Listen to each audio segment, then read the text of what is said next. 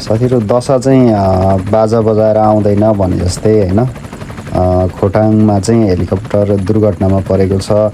केपिलासगढी गाउँपालिका 2 खारतम्छाको बालाबेसीमा हेलिकप्टर दुर्घटनामा परेको हो।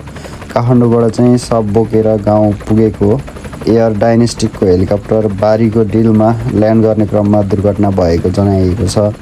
सुरुमा डिलमा ल्यान्ड हुन लागेको हेलिकप्टरलाई चाहिँ उठाएर बारीको बीचमा लैजान खोज्दा दुर्घटना भएको चाहिँ बताइएको छ।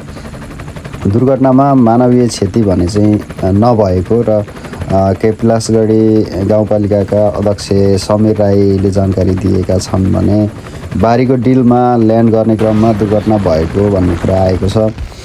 सो जिन्दगी भनेको साथीहरु केही हैन कुन बेला के हुन्छ भन्ने कुरा थाहा नै हुँदैन। सो अब त्यही हो, सकेसम्म सजग भएर बस्नुपर्छ। तर पनि अब कुन बेला के हुन्छ भन्ने कुरा है कसैलाई पनि थाहा छैन। एकदमै दुःखद घटना भएको छ।